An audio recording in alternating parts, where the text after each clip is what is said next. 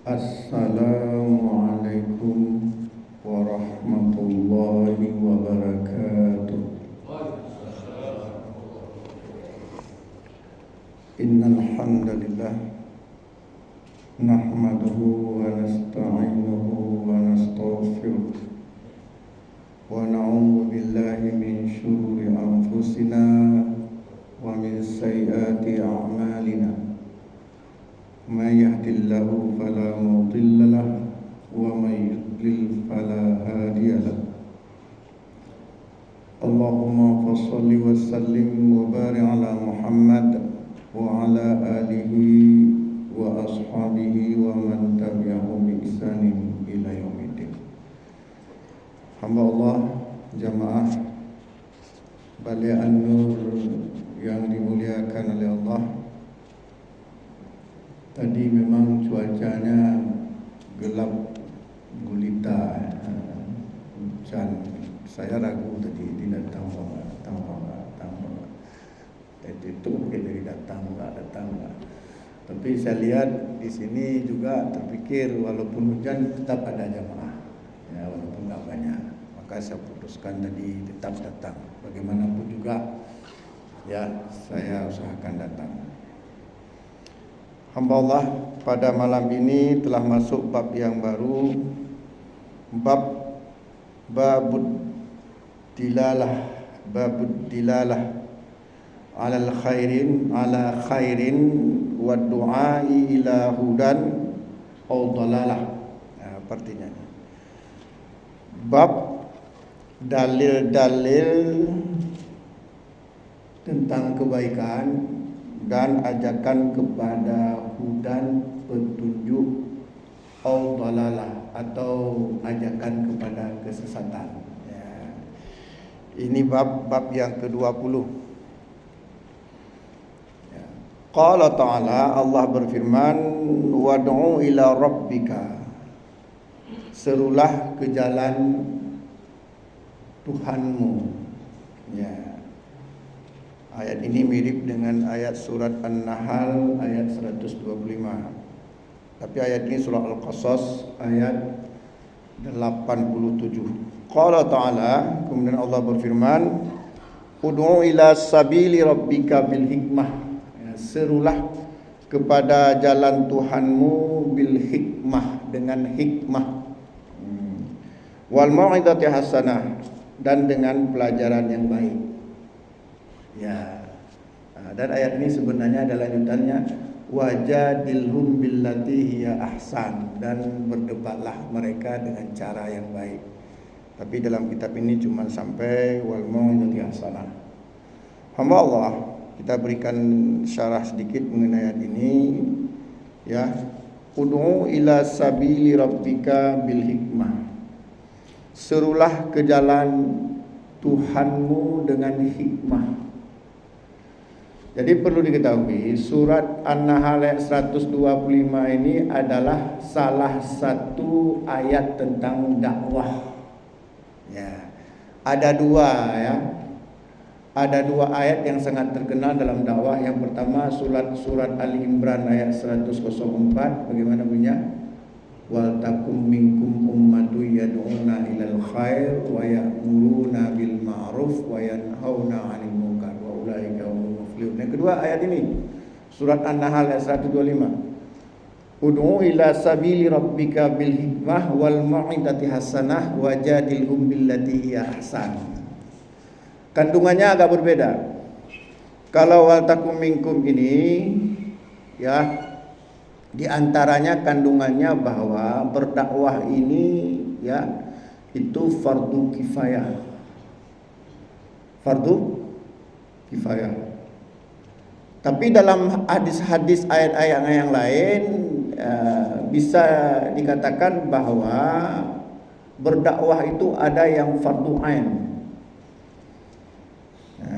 Contohnya apa? Hadis Nabi mengatakan kullukum ra'in wa kullukum mas'ulun an ra'iyatihi. Setiap kamu adalah pemimpin dan setiap pemimpin akan diminta pertanggungjawaban. Walaupun setiap hadis ini tentang pemimpin, itu artinya juga bahwa tugas pemimpin itu kan berdakwah. ya, membina bawahannya, membina orang-orang yang dipimpinnya.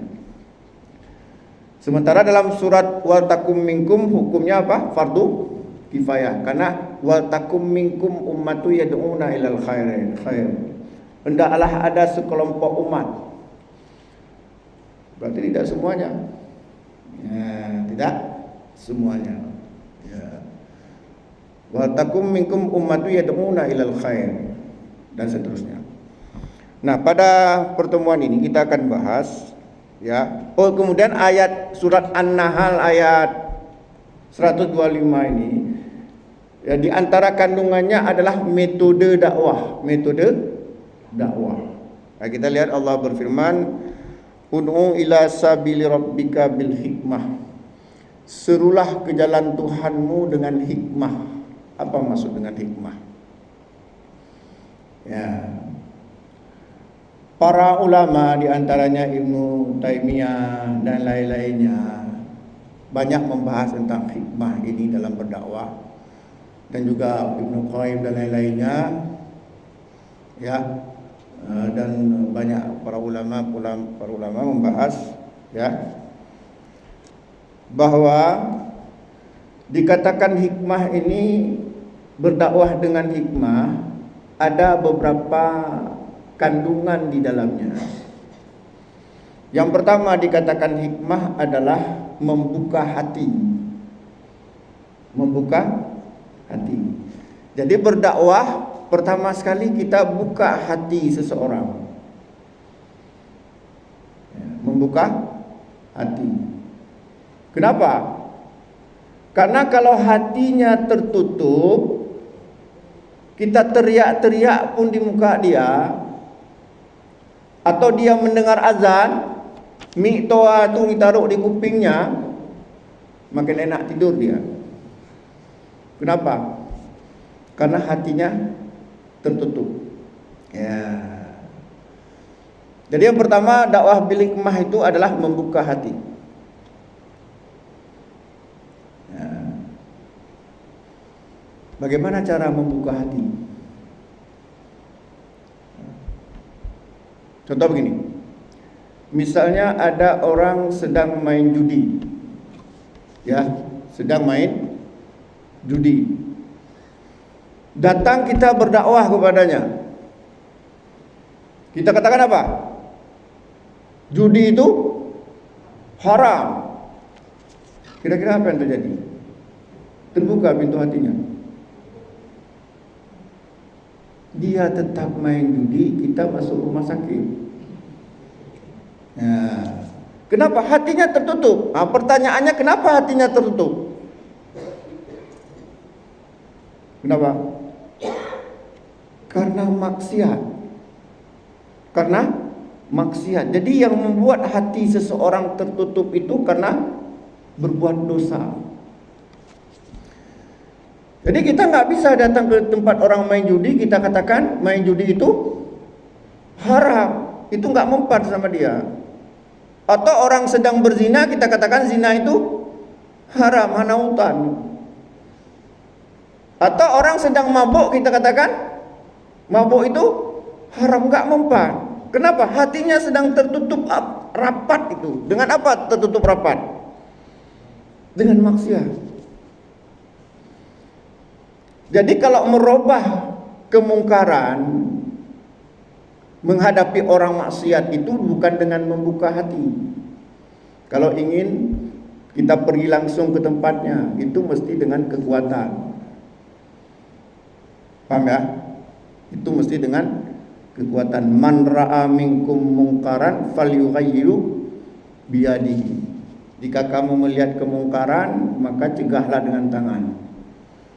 Datang ke tempat orang main judi kira-kira 20 orang, gak perlu ngomong, tangkap, bawa ke polisi, jalan dakwah. Tapi kalau membuka pintu hati gak bisa.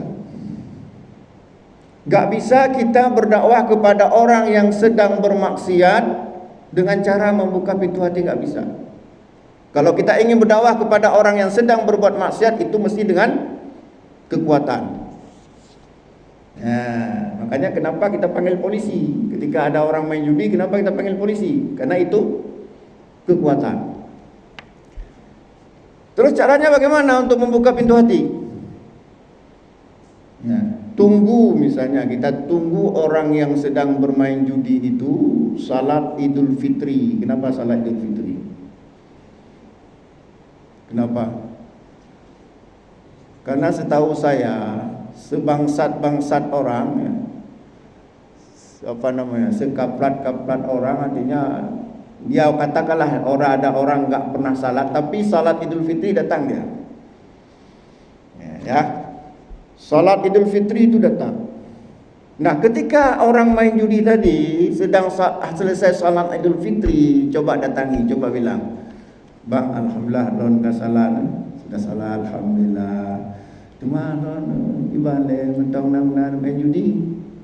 Nah, baca-baca dek. Tapi sudah mulai terbuka hatinya. Sudah ada dialog, sudah bisa dialog kita. Kenapa? Karena pada saat itu hatinya mulai terbuka. Terbuka dengan apa? Dengan ibadah. Tertutup hati dengan apa? Dengan maksiat. Terbuka hati dengan apa? Dengan ibadah. Makanya kita kadang-kadang keliru menasihati anak ketika dia nakal, nggak mempan, dilawannya kita. Karena hatinya sedang tertutup.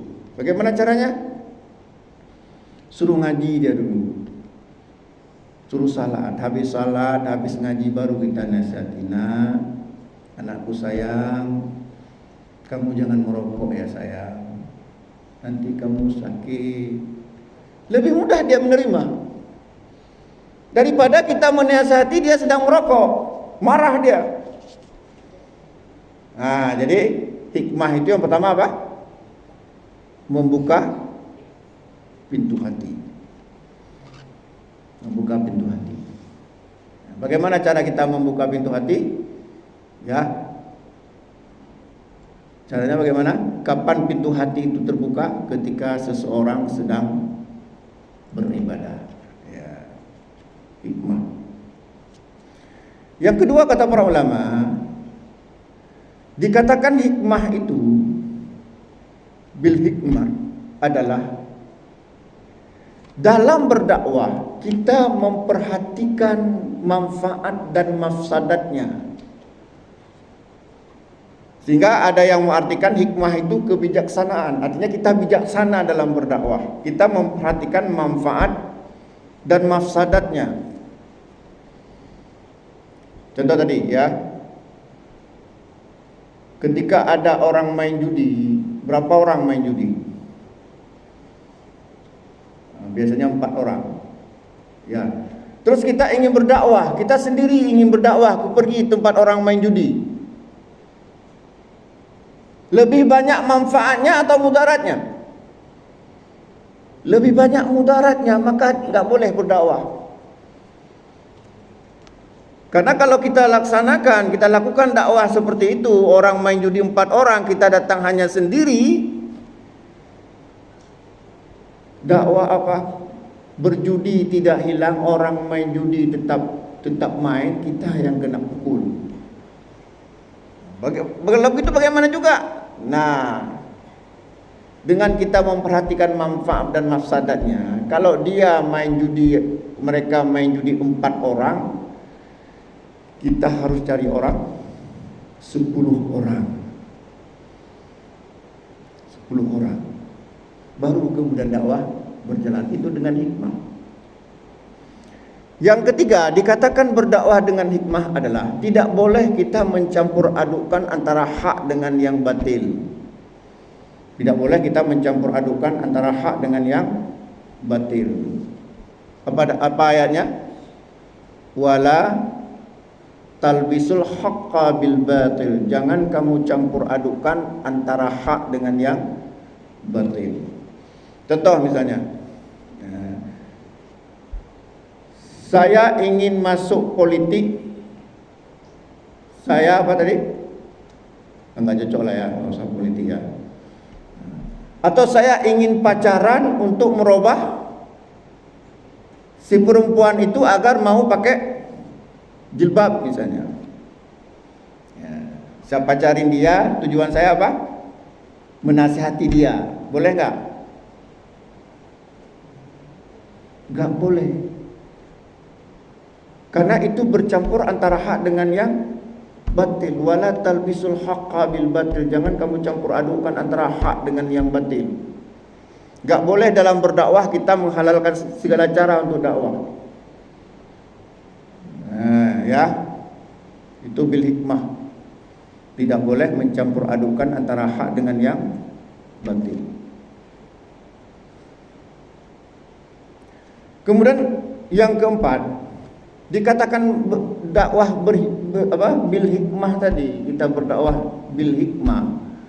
Artinya dalam berdakwah kita menyampaikan dengan bahasa yang mudah dimengerti oleh mad'u. Mad'u itu apa? Orang yang didakwahkan. Nah, misalnya kita berdakwah, berceramah di tempat orang yang kebanyakan tidak bisa berbahasa Indonesia, maka kita harus berbahasa Aceh. Kita harus berbahasa Aceh. Kemudian kita berceramah di tempat yang orang-orang intelektual. Kita harus menggunakan bahasa-bahasa intelektual. Kita berdakwah kepada kaum ibu-ibu. Kita harus banyak materinya tentang masalah menghantam suami bukan. Kita harus tentang rumah tangga, tentang bagaimana peran seorang wanita, bagaimana istri yang salehah. Itu namanya bil hikmah. Ya, itu berdakwah dengan bil hikmah. Dan lain-lain hamba Allah ya. Kemudian saya ingin jelaskan sedikit ya. Hikmah ini bukan hanya dalam masalah dakwah. Contoh misalnya begini, ya. Kalau kita salat, salah satu syarat salat itu adalah menutup aurat. Ya kan? Menutup aurat. Aurat laki-laki sebatas mana? Aurat laki-laki. Kata Nabi, ya, barang siapa yang mempunyai keluasan, mangkana bihi wasi'an, faltahif bihi. Jika punya keleluasan, maka aurat seorang laki-laki itu kalau salat harus menutup pundak. Mangkana bihi wasi'an atau mangkana lahu wasi'an faltahif bihi.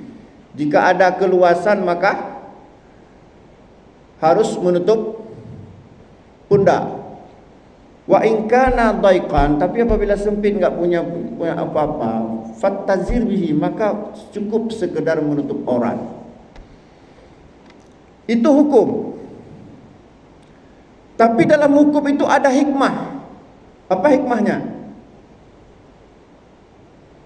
Kita tidak boleh pergi ke masjid pakai pakaian seperti itu, walaupun kita menutup aurat.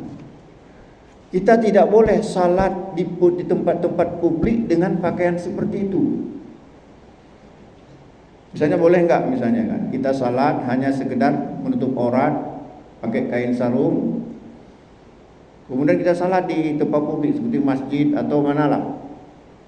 Atau katakanlah menutup pundak saja, tapi enggak pakai baju, pakai kain sarung, menutup pundak. Secara hukum sudah betul, tetapi secara hikmah itu tidak tepat. Nah, dalam hal ini Allah berfirman, "Ya bani Adam, khudhu zinatahum inda kulli masjidin." Wahai bani Adam, pakailah perhiasanmu ketika setiap memasuki masjid. Nah, memakai perhiasan itu hikmah. Yang kemudian dikatakan adab. Tapi atas itu sikap hikmah. Jadi kalau kita pakai kalau kita salat di masjid misalnya, itu nggak boleh hanya sekedar menutup aurat, tapi kita harus pakai perhiasan. Perhiasannya apa misalnya? Ya bajunya yang sopan, pakai baju koko atau baju jubah, pakai peci. Itu bukan hukum, tapi hikmah yang kemudian itu disebut dengan adab salat.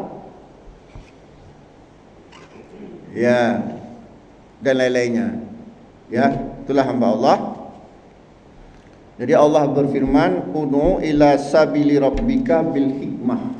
Serulah ke jalan Tuhanmu dengan hikmah. Ya.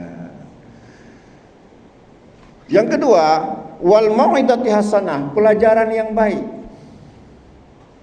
Nah, para ahli tafsir mengatakan pelajaran yang baik itu maksudnya ya kebiasaan yang dilakukan oleh para guru di sekolah, para guru di lembaga-lembaga pendidikan itu memberikan pelajaran yang baik.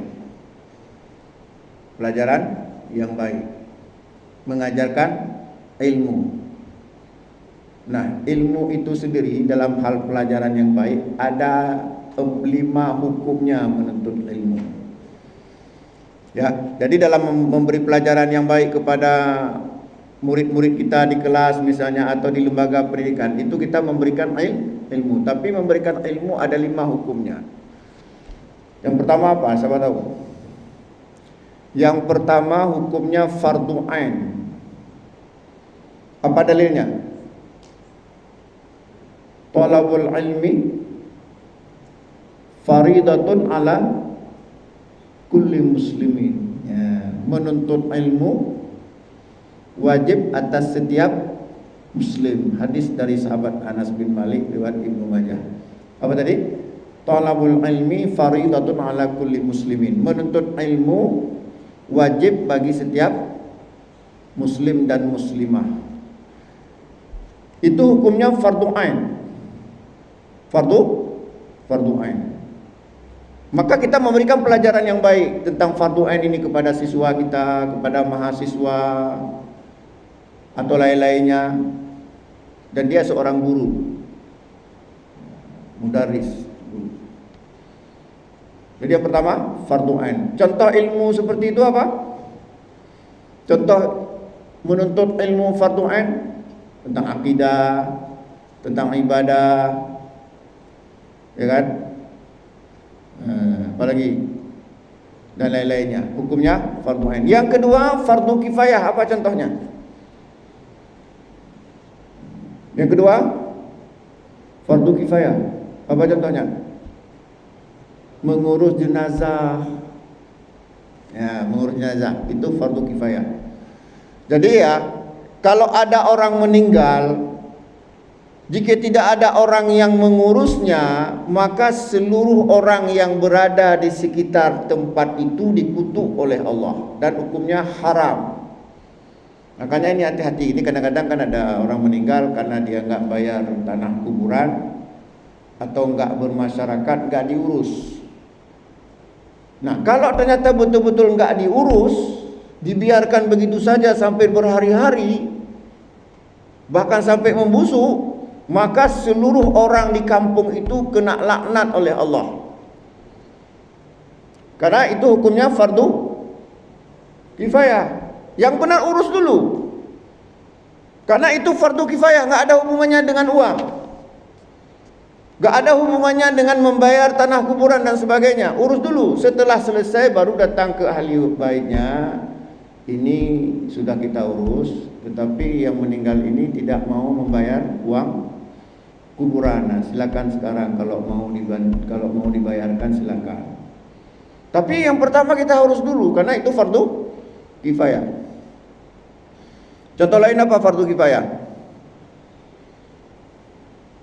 Apa? Menjadi khatib Jumat.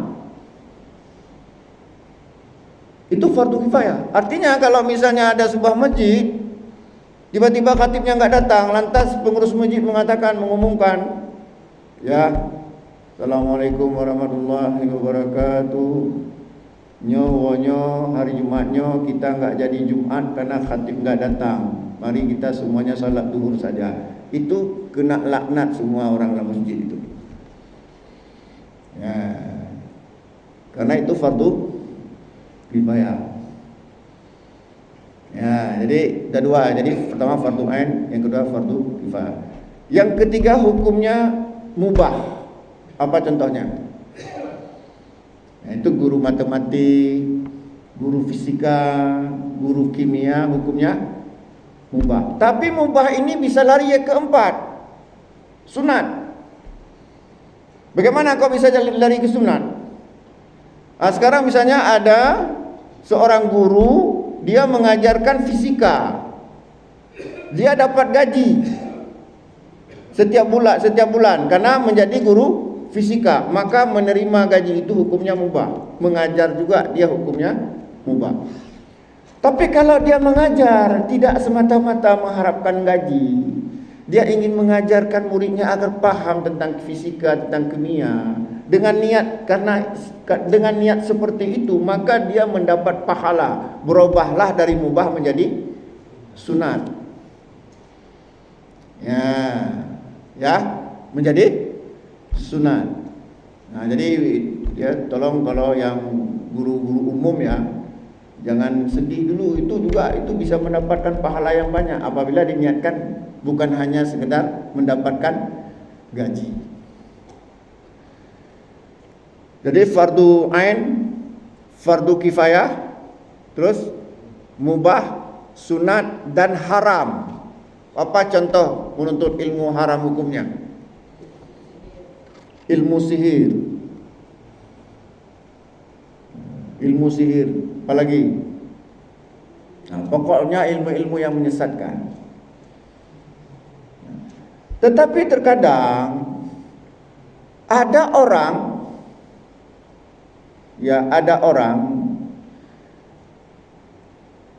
dia menuntut ilmu agama, tetapi ternyata di akhirat jatuh hukumnya haram. Kenapa seperti itu?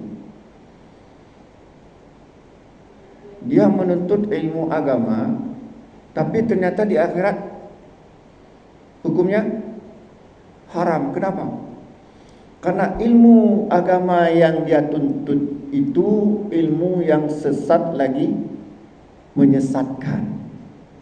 Nah, inilah yang kemudian sering saya ucapkan hadis ini, ayat ini ya, Al-Ahzab ayat 55, 56, 57. Yauma tuqallabu wujuhum finnar yaquluna ya laitana ata'na Allah wa ata'na rasula. Ya. Yauma tuqallabu wujuhum finnar, pada hari ketika muka mereka dibolak-balik dalam api neraka. Yaquluna, mereka mengatakan, Rabbana inna ata'na sadatana wa kubara'ana fa'adalluna sabila. Ya Allah, dulu kami di dunia telah mentaati pemimpin dan pembesar kami. Fa'adalluna sabila, tapi mereka menyesatkan kami dari jalan-Mu ya Allah. Rabbana atihim du'ifaini minal adab wal anhum la'nan kabira. Ya Allah, timpakanlah kepada mereka azab 2 kali lipat dibandingkan kami. Wal anhum la'nan kabira, dan laknatlah mereka dengan laknat yang besar. Ada apa dengan ayat ini? Ternyata ayat ini mengisahkan tentang seseorang yang mengajarkan ilmu agama, tapi ilmu yang sesat lagi menyesatkan, sehingga akhirnya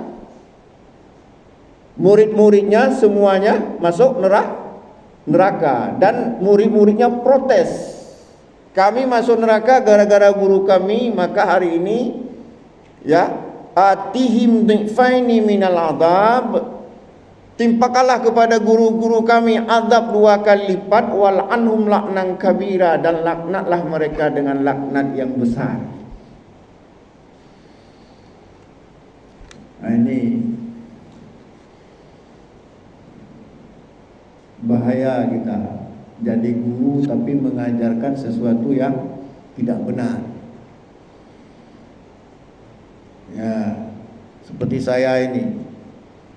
Seandainya saya mengajarkan sesuatu yang tidak benar, yang menyesatkan ikhwan wa akhawatillah semuanya, nanti jamaah sekalian nuntut ke saya, ini gara-gara Ustaz Herman nih kami masuk neraka. Maka hari ini ya Allah timpakanlah kepada Ustaz Herman azab 2 kali lipat. Lebih bagus berhenti aja, nggak usah ngaji gitu. Makanya kalau kita mengajarkan kepada seseorang, harus yakin dulu yang kita ajarkan itu adalah ilmu yang benar. Coba sekarang kan, fitnah-fitnah dalam masalah ilmu ini luar biasa. Dan siapa yang memfitnah itu? Itu para petinggi-petinggi agama. Murid-muridnya hanya ikut-ikut saja. Yang ini sesat, yang itu sesat lah, yang macam-macam. Ya. Jadi itu hamba Allah, ya. Jadi itu mau'izatun hasanah, pelajaran yang baik yang kaitannya dengan ilmu. Tapi ingat, ilmu itu ada 5 hukumnya, ada wajib, ada fardu ain, fardu kifayah, apa lagi? Mubah, sunat, haram. Bahkan ada juga yang makruh, mengikuti hukum taklifi. Ya, itulah. Ya. Jadi itu. Kemudian lanjutan ayat ini sebenarnya ada lagi, wajadilhum billati hiya ahsan. Berdebatlah mereka dengan cara yang baik. Nah, ternyata Allah juga menyuruh kita berdebat, tapi dengan cara yang baik. Para ahli tafsir mengatakan cara yang baik, yang pertama kita tidak emosi, mampu mengontrol diri. Jangan marah. Ketika kita didebat oleh orang, jangan marah. Karena kalau kita marah, orang gak simpatik lagi kepada kita. Sehingga yang benar kita sampaikan pun salah, apalagi yang salah. Gak boleh marah kita. Bagaimanapun kita diserang, tenang aja. Tenang aja. Jangan marah. Ya. Kemudian sertakan dalil yang benar. Sertakan dalil yang benar. Contohnya misalnya ketika kita berdebat dengan seseorang tentang masalah apa misalnya, tentang masalah kunduri orang mati misalnya, kita ungkapkan dalil-dalil, ya, kita ungkapkan dalil-dalilnya. Kemudian kita ungkapkan juga hikmahnya. Apa contoh dalilnya? Dalil larangan kita membuat kenduri orang mati. Di antaranya hadis, ya, yang sahih di mana di mana para sahabat mengatakan nahnu na'uddu, ya, nahnu na'uddu al-ijtima' ala ahlil mayit wa sani'at at-ta'am wa huwa niyahah. Kami memandang berkumpul-kumpul di rumah orang kematian serta menyiapkan makanan itu sama dengan meratapi mayat. Dan meratapi mayat itu telah jelas dilarang oleh Rasulullah sebagaimana hadis Ummu Atiyah. Kata Ummu Atiyah, salah seorang sahabat wanita, katanya apa? Akhadha alaina Rasulullah sallallahu alaihi wasallam alla nanuha. Nabi mengambil janji dari kami agar tidak boleh meratapi mayat. Nah, kemudian Nabi juga bersabda, arba'un fi ummati minal amri jahiliyah. Ada 4 hal di kalangan umatku yang termasuk perkara jahiliyah. La yatrukunahunna, dan umatku enggan meninggalkannya. Makanya sampai sekarang ada. Yang pertama apa? Al-fakhru fil ahsab, membangga-banggakan nenek moyang. Sekarang kita membangga-banggakan nenek moyang. Yang kedua apa? Wa ta'nu fil ansab, mencela keturunan. Yang ketiga wal istisqa'u bin nujum, menisbahkan hujan pada bintang-bintang. Dan yang keempat waniyahatu muratapi mayat. Itu dalil. Kalau hikmah apa? Hikmah begini, Kita ambil contoh. Misalnya yang meninggal adalah ayah yang mencari rezeki. Ketika meninggal ayah yang mencari rezeki, maka si janda ini dengan anak yatim bagaimana hidupnya? Sudah kehilangan orang yang mencari nafkah. Terus kemudian datanglah orang melayat, menjenguk, ada yang kasih uang segala macam, terkumpullah uang katakanlah 5 juta. 5 juta itu bisa dia modal untuk membuat kue atau jualan lontong atau apa sajalah. Tapi hari ini uang itu habis untuk buat kenduri, untuk makan-makan. Bahkan 5 juta nggak cukup, harus juga cari yang lain. Kadang-kadang harus jual apa yang ada untuk buat kenduri. Itu hikmahnya. Apakah seperti itu ajaran Islam? Ya, itu cara kita berdebat. Ungkapkan dalil-dalil, ungkapkan hikmahnya. Ya. Nah, itulah kira-kira tentang ayat ini, surat An-Nahl ayat 125, ud'u ila sabili rabbika bil hikmah wal mau'izati hasanah wajadilhum billati hiya ahsan. Ada yang mau bertanya sebelum kita lanjutkan? Silakan. Ada yang mau bertanya? Silakan.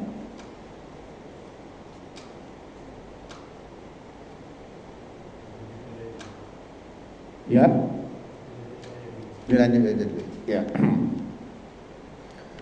Kemudian wa an Abi Mas'ud Uqbah ibni Amri al-Ansari al-Badri qala Rasulullah sallallahu alaihi wasallam, ya, Rasulullah sallallahu alaihi wasallam bersabda, man dalla ala khairin falahum mislu ajri fa'ilihi.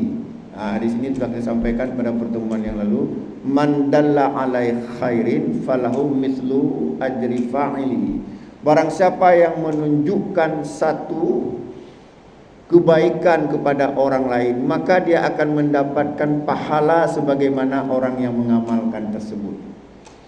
Nah, kita lanjutkan saja hadisnya selanjutnya. Wa an Abi Hurairah, dan dari Abi Hurairah, anna Rasulullah sallallahu alaihi wasallam qala, sesungguhnya Rasulullah sallallahu alaihi wasallam bersabda, man da'a ila hudan, barang siapa yang mengajak kepada petunjuk, kana lahu minal ajri, maka dia akan mendapatkan pahala mislu ujuri man tabi'ahu.